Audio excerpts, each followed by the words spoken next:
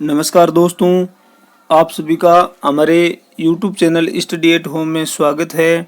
साथियों, आप सभी स्वस्थ होंगे, मस्त होंगे और अपने अध्ययन में लगे हुए होंगे। साथियों, जैसा कि आप जानते हैं, आज हम हिंदी की क्लास लेने जा रहे हैं। बहुत सारे साथियों की ये मांग थी कि सर हिंदी क्लास के सवाल करवाए जाएं। तो इसमें साथियों आज का अपना टॉपिक होगा संधि और संधि विच्छेद। इसमें बहुत ही महत्वपूर्ण प्रश्न पूछे जाएंगे।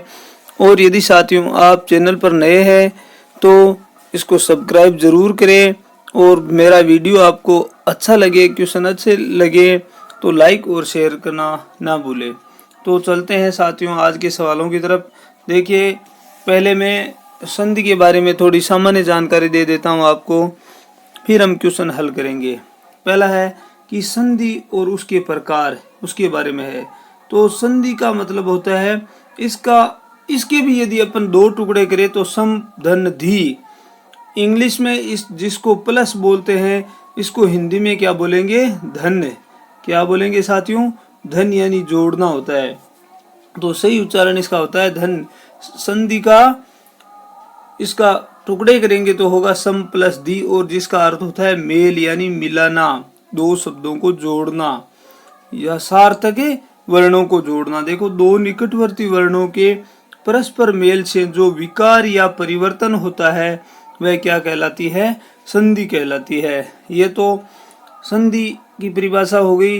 यानी आपको इसमें यह ध्यान रखना है कि दो निकटवर्ती वर्णों का मेल किया जाता है और इससे जो परिवर्तन या विकार आएगा उसे क्या कहेंगे? अपने संधि कहेंगे।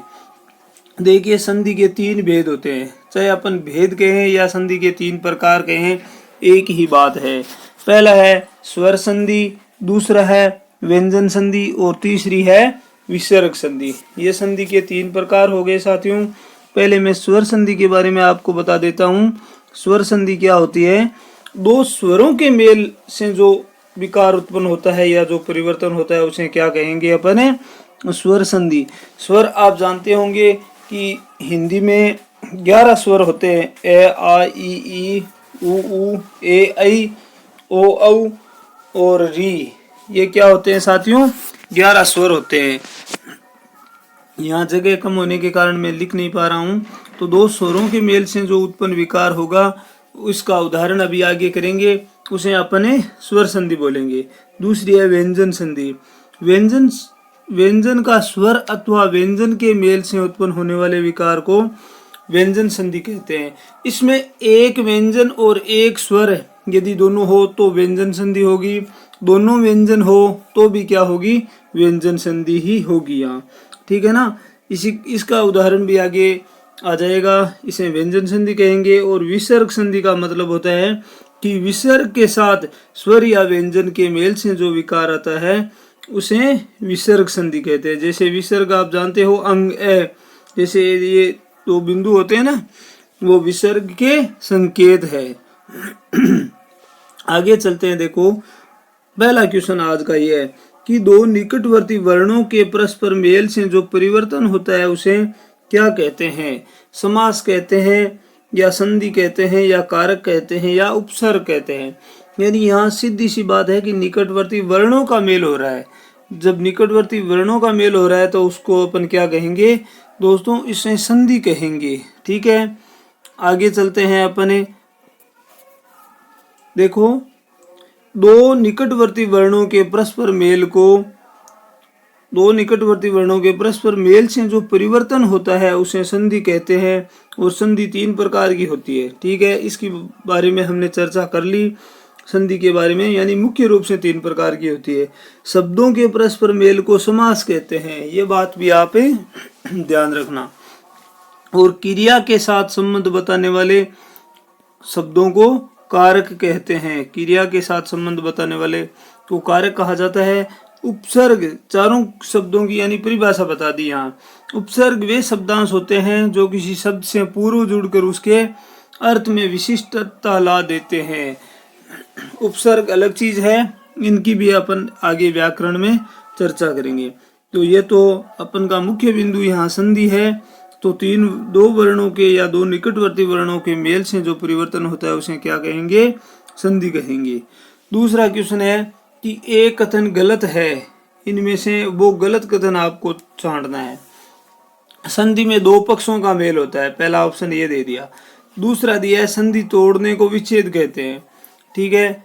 तीसरे में है समास में पदों के प्रत्यय समाप्त कर दिए जाते हैं।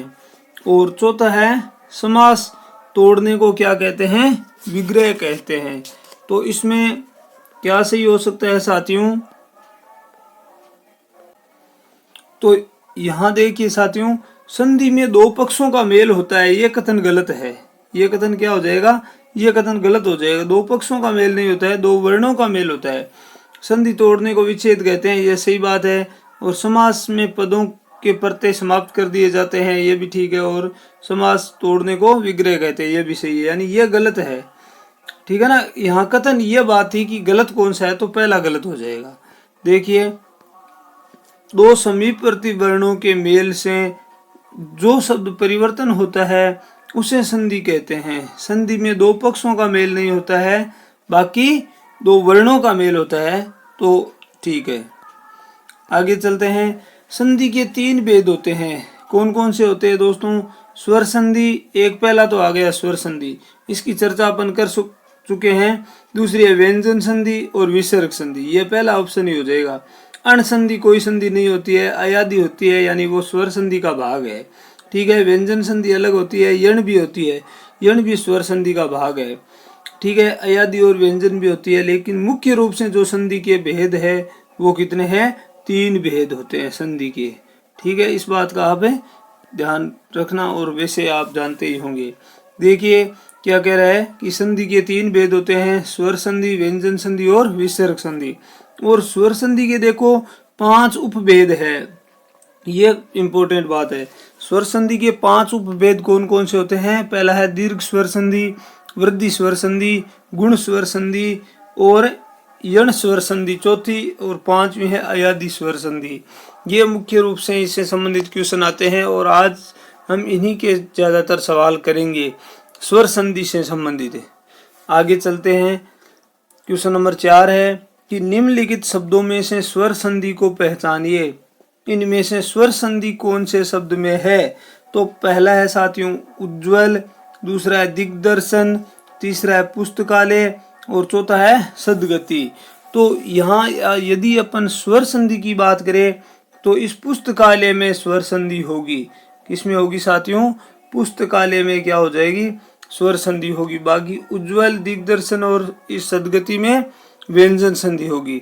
देखिए पुस्तकालय का किस प्रकार संधि विच्छेद होता है। दीर्घ स्वर संधि का उदाहरण है यह। पुस्तकालय किसका उदाहरण है? दीर्घ स्वर संधि। जो स्वर संधि का पहला पॉइंट है उसमें दीर्घ स्वर संधि की विशेषता या परिभाषा यह होती है कि यदि ए, आ, ई, उ और री के बाद वे ही ह्रस्व या दीर्घ स्वर आए, यानी इनमें से सेम ही वापस आ जाए, तो वहां दीर्घ स्वर होती है। जैसे ए प्लस ए हो, चाहे ए प्लस आ हो, आ प्लस आ हो, ये भी हो सकता है, और ई प्लस ई भी हो सकता है। इनके बाद वे ही ह्रस्व या दीर्घ स्वर आए तो दोनों मिलकर क्या बन जाता है? ए और आ का क्या बन जाएगा? आ बनेगा, हमेशा दीर्घ स्वर बनेगा। ई और ई का भी बड़ी ई बनेगा। तो यहाँ यह बता रहा है ना, तो आ, बड़ी ई और ऊ और री हो जाते हैं, ये बन जाते हैं। अर्थात दो सवर्ण, सवर्ण का मतलब है एक ही जात के स्वर मिलकर दीर्घ हो जाते हैं, लघु से दीर्घ हो जाता है। जैसे पुस्तक धन आलय, यहाँ प्लस नहीं लगाया था, पुस्तक प्लस आता, यहाँ पुस्तक प्लस आलय का पुस्तकालय है। ए प्लस आ बनकर क्या हो जाता है? आ हो रहा है। इसी प्रकार विद्यालय है तो विद्या प्लस आलय या विद्या धन आलय, इसमें भी कौन सी संधि है? दीर्घ स्वर संधि है। आगे बढ़ते हैं। स्वर संधि का उदाहरण है, इसमें से स्वर संधि का उदाहरण पूछ रहा है। अन्वय और नीरस, किंचित और तद्रूप। तो इनमें से स्वर संधि का उदाहरण कौन सा है साथियों? इसमें स्वर संधि का उदाहरण है नीरस। क्या हो जाएगा? नीरस। देखिए किस प्रकार है। जहां दो स्वरों के मेल से विकार उत्पन्न होता है वहां स्वर संधि होता है, ठीक, स्वर संधि होती है, ठीक है। दिए गए विकल्पों में नीरस नहीं था साथियों, नीरस में व्यंजन संधि थी। यहाँ है अन्वय में स्वर संधि होगी, यण स्वर संधि, अनु धने ए, यहाँ स्वर संधि हो रही है यण संधि, यण स्वर संधि, ठीक है। अनु प्लस ए इसका संधि विच्छेद होगा और नीरस में विसर्ग संधि होगी, ठीक है, ये थोड़ा सा ध्यान रखना। आगे है छठा क्वेश्चन, छठा प्रश्न है कि धातुष्मा में प्रयुक्त संधि कौन सी है। धातुष्मा, धातुष्मा का पूछ रहा है ये, इसमें संधि बतानी है अपने साथियों। धातुष्मा का संधि पूछ रहा है तो अयादि संधि है, गुण संधि है, या दीर्घ स्वर संधि है, या यण स्वर संधि है। तो इसका संधि विच्छेद करेंगे अपन, तो संधि विच्छेद होगा धातु धन ऊष्मा। क्या होगा, धातु धन ऊष्मा। अब देखो यहाँ यदि ये बड़ा है तो भी कोई फर्क नहीं पड़ेगा, यहाँ ऊ और यहाँ इसका ऊ दोनों मिलकर क्या बन रहे हैं, यहाँ ऊ की मात्रा लेते हैं अपन और बड़ा ऊ मिलके बड़ा ऊ ही बन रहा है, यानी इसका मतलब है दीर्घ स्वर संधि है। धातुष्मा में कौन सी संधि है, दीर्घ स्वर संधि है, ठीक है। अयादि गुण और यण ये नहीं हो सकती है। देखिए धातुष्मा का संधि विच्छेद धातु धन ऊष्मा है और इसमें दीर्घ स्वर संधि हो रही है। इसके नियमानुसार हमने पहले पढ़ लिया था इसका नियम दीर्घ स्वर संधि का, जब ह्रस्व या दीर्घ ए ई उ री के बाद ह्रस्व या दीर्घ ये सेम आए तो दोनों मिलकर क्या बन जाते हैं, आ ई उ और री बन जाते हैं। इसके अन्य उदाहरण है साथियों लघु धन ऊर्मी यानी लघुर्मी, ये दूसरा उदाहरण है। और सिंधु ऊर्मी, सिंधु ऊर्मी का संधि विच्छेद सिंदूर्मी भी होता है। आगे चलते हैं अपन आगे वाले क्वेश्चन में। आगे वाला क्वेश्चन है भूर्द्वय का संधि विच्छेद बताइए, भूर्द्वय का संधि विच्छेद बताइए। अच्छा क्वेश्चन है, भू या विसर्ग है प्लस द्वय, दूसरा है भू धन ऊर्ध्वय, तीसरा है भू और द्वय, चौथे में भी ये। तो यहाँ तीन में तो विसर्ग है साथियों, ये नहीं हो सकता, ये 2 नंबर से ही हो जाएगा अपना भू धन ऊर्ध्वय, ये संधि विच्छेद भूर्द्वय का हो जाएगा। और यहाँ भी कौन सी संधि होगी, दीर्घ स्वर संधि होगी। यानी हम भिन्न भिन्न उदाहरण कर रहे हैं ताकि आपका हर कॉन्सेप्ट क्लियर हो जाए। देखिए यहाँ क्या कह रहा है, भूर्द्वय का संधि विच्छेद भू धन ऊर्ध्वय है और इसमें दीर्घ स्वर संधि है। इसकी बात हमने 2 अन्य सवाल कर भी लिए, तो इसमें दीर्घ स्वर संधि होगी भूर्द्वय में। आगे बढ़ते हैं, प्रश्न नंबर 8 है, निम्नलिखित संधि विच्छेद की संधि के लिए सही विकल्प चुनिए। यानी इन यहाँ उल्टा सवाल भी पूछ सकता है ये, इससे ये पूछ रहा है कि सुधन उक्ति, यहाँ प्लस का चिन्ह है साथियों, सुधन उक्ति का, फिर इसकी संधि क्या होगी, इनको जोड़ने पर तो यहाँ हो जाएगी सूक्ति, ए उ और उ मिलके बड़ा उ बन जाएगा यहाँ, और बड़ा उ कौन से में है, 3 नंबर ऑप्शन में है साथियों। तो यहाँ भी दीर्घ स्वर संधि है, दीर्घ स्वर संधि हो जाएगी। देखिए सुधन उक्ति का संधि विच्छेद सूक्ति होगा, संधि विच्छेद तो यह है और इसकी संधि है ये सूक्ति, ठीक है। और इसमें दीर्घ स्वर संधि है, इसमें उ और उ मिलके उ हो जाता है, ये मैंने बता ही दिया आपको। अन्य उदाहरणों की बात करें अपन तो साथियों देखिए भानुधन उदय, भानुदय बनता है, और विदुधन उदय का विदुदय बनता है, ये संधि हो गई। आगे चलते हैं, विद्यालय का सही संधि विच्छेद बार बार पूछा जाता है, विद्यालय का सही संधि विच्छेद क्या होगा, जैसे पुस्तकालय का होता है वही विद्यालय का संधि विच्छेद होता है। विद्या धन आलय, विद्या धन आलय, विद्या धन ओले और विद्या धन आलय। देखो 1 नंबर और 4 नंबर में फर्क है, तो यहाँ यदि सही ढंग से उच्चारण करें ओ आ का आ बनता है, 1 नंबर से ही हो जाएगा विद्या धन आलय, और वही कौन सी संधि होगी, दीर्घ स्वर संधि होगी, इसमें भी दीर्घ स्वर संधि हो जाएगी। देखिए बताया हुआ है विद्यालय का संधि विच्छेद विद्या धन आलय है और दीर्घ स्वर संधि है। अन्य उदाहरण में भानुधन उदय इसका दूसरा उदाहरण दिया हुआ है, ठीक है। आगे चलते हैं साथियों, क्वेश्चन नंबर 10 नंबर क्वेश्चन कह रहा है कि सही संधि विच्छेद का चयन कीजिए। विद्यार्थी का संधि विच्छेद करना है और इसका क्या संधि विच्छेद होगा, विद्या धनार्थी और वि धन अर्थी, विद्या धन आर्थी। 1 और 3 में अंतर है, यहाँ है और यहाँ है। और चौथा है विद्या धन 3, तो चौथा तो हो ही नहीं सकता है, ठीक है। तीसरा आरती नहीं होगा, दूसरा भी नहीं होगा। इसमें आंसर होगा साथियों 1 नंबर विद्या धन अर्थी। यहाँ आ प्लस ए मिलके क्या बन रहा है, आ प्लस ए, तो ये मिलकर भी क्या बनेगा, आ बनता है। दोनों तरफ से सही होता है, चाहे इस तरफ लो चाहे ए यहाँ हो और यहाँ हो, किधर भी हो सकता है, ये दोनों इधर उधर हो सकते हैं, ठीक है ना। तो ये हो गया विद्यार्थी का संधि विच्छेद, क्या हो गया, विद्या धनार्थी। और कौन सी संधि होगी इसमें, दीर्घ स्वर संधि विद्यार्थी में होगी। देखिए यहाँ व्याख्या कर लेते हैं अपन इस सवाल की। विद्या धनार्थी विद्यार्थी हो गया, ठीक है जी। दीर्घ संधि यदि प्रथम शब्द के अंत में ह्रस्व या दीर्घ ए ई उ, वही बात है, री में से कोई एक वर्ण हो और द्वितीय शब्द में भी आदि, आदि यानी द्वितीय शब्द के आदि प्रारंभ में, यहाँ आदि का मतलब होता है प्रारंभ, ठीक है। एक तो आदि का आदत होती है, एक आदि यानी प्रारंभ में उसी समान वर्ण हो, तो समान मतलब है ए आ प्लस ए आ दोनों में से कोई हो सकता है, तो इसमें कौन सी संधि हो जाती है, दीर्घ स्वर संधि हो जाती है, यही बात है। अपिक्षते क्या शब्द है, अपिक्षते का सही संधि विच्छेद बताइए। अच्छा प्रश्न है साथियों। अपि धन क्षते, दूसरा है अप धन इक्षते, तीसरा है अपि धन इक्षते और चौथा है अपि इक्षते। तो इसमें से देखो इसका सही संधि विच्छेद करें तो यहाँ होगा अपि धन इक्षते। यानी हमें यह भी ध्यान रखना है कि इन सब जो विखंडन किया हुआ है इनसे सार्थक शब्द बनना चाहिए वापस। तो यहाँ अपि उपसर्ग है और इक्षते क्या है, मूल शब्द है, और इन दोनों को मिलाएंगे तो क्या बन जाएगा, अपिक्षते बन जाएगा। क्या बन जाएगा, अपिक्षते। और ये भी दीर्घ स्वर संधि का है। छोटी ई प्लस छोटी ई मिलकर क्या बन रहे हैं, देखिए यहाँ बन रहे हैं बड़ी ई, सॉरी यहाँ बड़ी ई लिख दी मैंने, छोटी बना रहा हूँ। छोटी ई प्लस छोटी ई मिलकर बड़ी ई बन रही है, देखो बड़ी ई बन रहे हैं ना, अपिक्षते में इसमें ई की मात्रा है, ठीक है। देखिए उसका व्याख्या नहीं थी, कोई बात नहीं, दीर्घ स्वर संधि होगी, बता दिया आपको।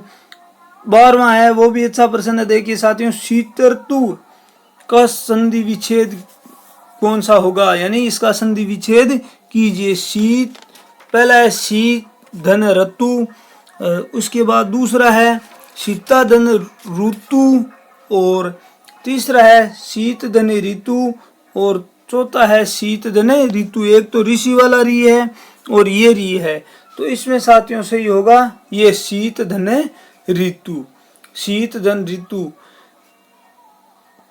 आगे इसकी व्याख्या देख लेते हैं। देखिए 3 नंबर ऑप्शन सही हो गया, और शीत ऋतु का संधि विच्छेद हो गया शीत धन ऋतु, और यहाँ गुण संधि होगी।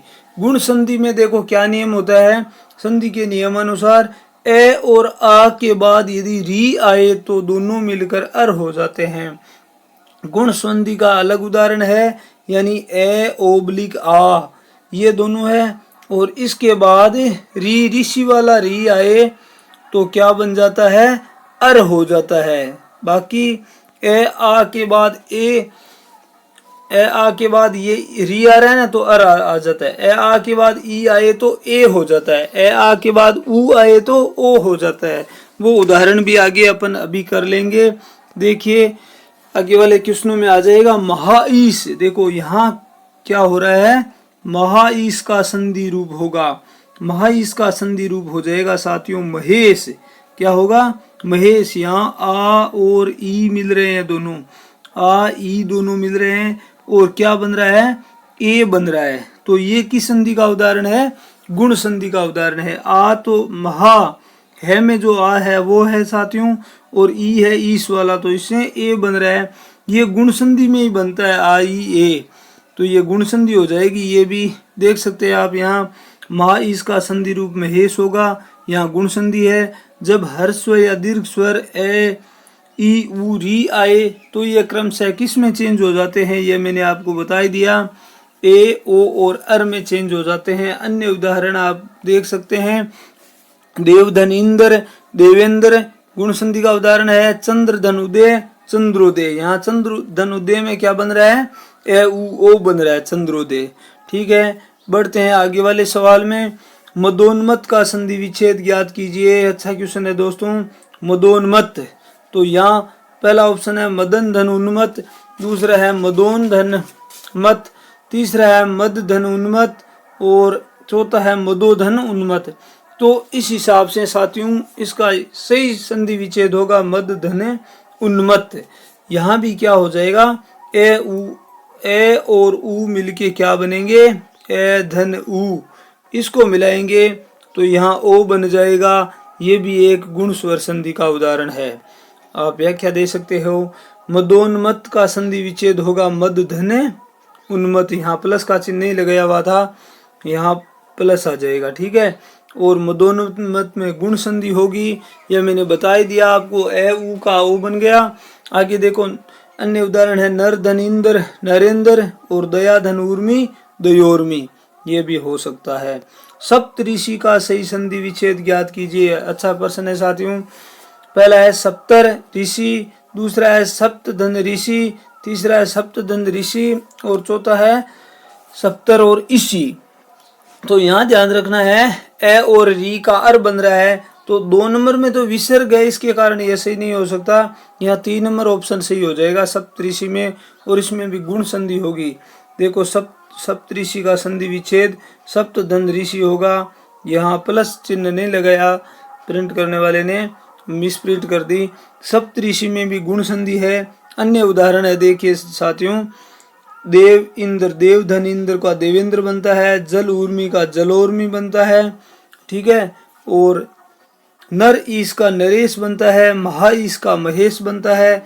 ये इस गुण संधि के दूसरे उदाहरण है। नेतत्व में कौन सी संधि होगी, नेतत्व में कौन सी संधि होगी, बढ़िया प्रश्न है साथियों। देखिए, पहला है नय धनेतत्, दूसरा है नय धनेतत्। इसमें तय हलंत है और इसमें पूरा है, ये फर्क है। ना धन एतत् और ना धन इतत्, तो इसमें सही संधि हो जाएगी साथियों नय धन एतत्, नेतत्। और ये किस संधि का उदाहरण है, ये है साथियों वृद्धि स्वर संधि का। वृद्धि स्वर संधि का उदाहरण ये होता है, ए और ए, यदि ए में ए मिलाएंगे तो यहाँ क्या हो जाएगा, ऐ हो जाता है। क्या हो जाता है, ऐ। ए और ये यहाँ ओ होगा तो वहाँ औ हो जाता है। ये वृद्धि स्वर संधि का उदाहरण है। देख लीजिए, नेतृत्व का संधि विच्छेद नय धन एतत् होगा और यह वृद्धि स्वर संधि का उदाहरण है। आज हमने देखो तीसरी संधि चल रही है, दीर्घ स्वर संधि, गुण स्वर संधि और वृद्धि स्वर संधि। यण स्वर संधि का उदाहरण नहीं आया है ना, अभी देख लेते हैं। हितैषी का संधि विच्छेद बताइए। हितैषी का संधि विच्छेद, हिते धन सी है पहला ऑप्शन, दूसरा है हित धन एसी, हितेश ई और हित धन सी। दोस्तों बताइए सोच के क्या आंसर हो सकता है इसमें। तो यहाँ आपको ये ध्यान रखना है कि जो भी अपन इनका संधि विच्छेद कर रहे हैं या विग्रह कर रहे हैं ना, तो एक सार्थक शब्द निकलना चाहिए, तभी उसका सही संधि विच्छेद होता है। तो यहाँ इसका हो जाएगा, क्या हो जाएगा, 2 नंबर ऑप्शन, हित धन एसी। क्या हो जाएगा, हित धन एसी संधि विच्छेद हो जाएगा। देखते हैं, हितैषी का संधि विच्छेद ये हो गया हित धन एसी, और ये भी वृद्धि स्वर संधि का ही उदाहरण है, हितैषी भी। जैसे इसका अन्य उदाहरण अपन सदैव की बात करें, सदा धन एव, तो भी क्या होता है, सदैव। इसका संधि विच्छेद ये दीर्घ स्वर संधि होती है, संधि विच्छेद होगा सदा धन एव। ठीक है, मतेक्य में कौन सी संधि है, इसका संधि विच्छेद होगा साथियों। यदि ऐसा प्रश्न आए कि कौन सी संधि है, तो पहले आप इनका विग्रह करो, यानी इसका संधि विच्छेद करो।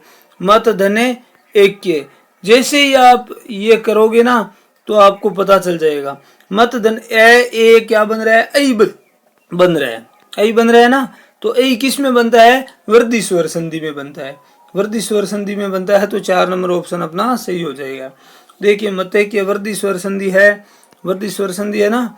जब ए और आ के बाद ए या ऐ आए तो दोनों के मेल से ऐ हो जाता है, और ए और आ के बाद यदि ओ आए तो औ बन जाता है, और दोनों के मेल से ठीक है, ये हो गया। जैसे एक धन एक से एक एक, और धन ऐश्वर्य से धनेश्वर्य, ये बन रहा है। ठीक है। 19 नंबर क्वेश्चन है साथियों, निम्नलिखित में से कौन सा शब्द वृद्धि संधि का उदाहरण नहीं है? यानी किसमें वृद्धि संधि नहीं है? सदैव, सदा, धन, एव, इसमें तो है। जलोग, जल, धन, ओग, और गुरुपदेश, तीसरा गुरुपदेश हो गया, और चौथा है परमोदारे। तो साथियों इसमें वृद्धि स्वर संधि का किस में उदाहरण नहीं है? तो यहाँ ध्यान रखना है आपको, इस जो 3 नंबर ऑप्शन है गुरु धन उपदेश, इसमें संधि वृद्धि स्वर संधि नहीं है, बल्कि इसमें गुण स्वर संधि है। कौन सी संधि है? गुरु धन उपदेश में गुण स्वर संधि है, उ ओ बन रहा है। ठीक है ना। देख लेते हैं व्याख्या इसमें नहीं है। ठीक है, चलो कोई बात नहीं। गुरुपदेश में गुण स्वर संधि है, और बाकी तीनों में सदैव, जलोग, और उसमें परमोदार्य में दीर्घ स्वर संधि थी। प्रश्न नंबर 20 है कि अभिधन उदय का संधि विच्छेद कीजिए। अभिदय का संधि कीजिए, संधि विच्छेद नहीं, सॉरी, अभ्युदय की संधि बनानी है अपन को। तो अभ्युदय, दूसरा है अभ्युदय, तीसरा है अभिउदय, और अभी उदय। तो सही क्या हो जाएगा साथियों? 1 नंबर ऑप्शन इसका सही हो जाएगा, अभ्युदय। अभिधन उदय, ई है, यहाँ देखिए नई चीज है, अभी में ई है, और आगे ई और ऊ मिल रहा है। ई और ऊ का क्या बन रहा है? ये बन रहा है। ठीक है, क्या बन रहा है? ये बन रहा है। तो यहाँ ये यण स्वर संधि का उदाहरण है। किस संधि का उदाहरण है? यण स्वर संधि का। देखिए अभिधन उदय का संधि की संधि अभ्युदय बन गई है, इसमें यण स्वर संधि हुई है। इसके नियमानुसार ई, ऊ और री के बाद यदि कोई भिन्न स्वर आए तो ई का ये बन जाता है, ई अलग स्वर आ गया। देखो यहाँ तो ई है और ये भिन्न स्वर आ गया ना, ऊ। सेम आता तो दीर्घ स्वर संधि बन जाती, लेकिन सेम नहीं आया है समान, तो यहाँ क्या होगी? यण स्वर संधि होगी। ई और ई का ये बन गया, ऊ और ऊ का वह बन गया, और री का रे बन गया। जैसे देखो यद्यपि, यद्यपि, अनुवय, अन्वय, और पितृ अनुमति का पितृनुमति, ये इनके संधि हो गई। आगे बढ़ते हैं। अन्वेषण का शुद्ध संधि विच्छेद कीजिए। अन्वेषण का संधि विच्छेद करना है तो साथियों इसका अन्वेषण ये नहीं होगा, ये भी नहीं होगा। अन्वेषण ये कोई शब्द नहीं होता है, और अनुवेषण ये भी नहीं होगा। अनुधन ऐषण ये संधि होगी इसकी। अन्वेषण में क्या हो जाएगी साथियों? अनुधन ऐषण। तो क्या कितने नंबर ऑप्शन सही हो गया? 3 नंबर हो गया। देखो अन्वेषण का सही संधि विच्छेद हो गया अनुधन ऐषण, और इसमें भी यण स्वर संधि है। उ ए का वह बना, क्या बना? उ धन ए, अनुधन ऐषण। उ ए नहीं, उ ए हो तो भी क्या बन रहा है? वह बन रहा है। यदि ए होगा तो भी वह बनेगा, ए है तो भी भिन्न स्वर आ रहा है तो वह बन गया। अन्वेषण अति अधिक, इसका अत्यधिक होता है। सखी ऐश्वर्य, सखेश्वर्य होता है। पितृ इच्छा का पितृ इच्छा ये होता है। बढ़ते हैं 22 नंबर क्वेश्चन में। सख्यागमन में कौन सी संधि है? क्या ऑप्शन है? सख्यागमन का संधि विच्छेद कीजिए, या कौन सी संधि है वो दोनों बात कर लेंगे। सखी धन आगमन, सखी आगमन, यहाँ बड़ी मात्रा है, यहाँ छोटी है। सखी धन गमन और संख्या गमन। तो साथियों सखी शब्द होता है, उसमें ई की मात्रा बड़ी होती है, तो सखी धन आगमन हो जाएगा, और यहाँ भी यण स्वर संधि ही होगी। सख्य आगमन में देखो सही संधि विच्छेद सखी धन आगमन होगा। ठीक है, और इसमें यण स्वर संधि है, ये नियम आपको पहले बता ही दिया है, यहाँ दोबारा लिखा हुआ है, आप इसको पढ़ सकते हो। वो ई का ये, ऊ का वह, और री का रे होता है। ये 3 बातें ध्यान रखना है आपको यण स्वर संधि में। जैसे यदि धन अपि में यद्यपि होता है, प्रभु धन ऐषणा में प्रभवेषणा होता है, और प्रति एक का संधि बनेगी प्रत्येक। आगे बढ़ते हैं साथियों। प्रत्यक्ष में कौन सी संधि है? क्या शब्द है? प्रत्यक्ष में कौन सी संधि है? सीधा पूछ लिया, तो इसका संधि विच्छेद करो आप। प्रतिधन एक्स, क्या बनेगा? प्रतिधन एक्स। जब संधि विच्छेद कर दिया, प्रतिधन एक्स हो गया, तो यहाँ ई और ए का क्या बन रहा है? ये बन रहा है। तो ई और ए का ये किस में बनता है साथियों? यण स्वर संधि में बनता है। तो क्या हो जाएगी, यहाँ यण स्वर संधि होगी। देखो प्रत्येक शब्द में यण संधि है, प्रत्येक का संधि विच्छेद मैंने बता दिया। प्रतिधन अक्ष और ई प्लस ए के बीच संधि होने से दोनों स्वरों के स्थान पर यह हो जाने से प्रत्येक शब्द बन गया। आगे बढ़ते हैं। नवोढा का संधि विच्छेद ज्ञात कीजिए। अच्छा प्रश्न है साथियों, नवोढा, तो इसका संधि विच्छेद होगा नवधन उड्ढा। क्या होगा, नवधन उड्ढा। 1 नंबर ऑप्शन हो जाएगा सीधा। ए और ऊ मिलके क्या बन रहा है, ओ बन रहा है। आपको ऐसे देखना है, ए ऊ छोटा हो चाहे बड़ा हो, ए ऊ मिलके बन गया ओ बन गया। तो ओ किस में बनता है साथियों, गुण स्वर संधि में बनता है। कौन से में बनता है, गुण स्वर संधि में।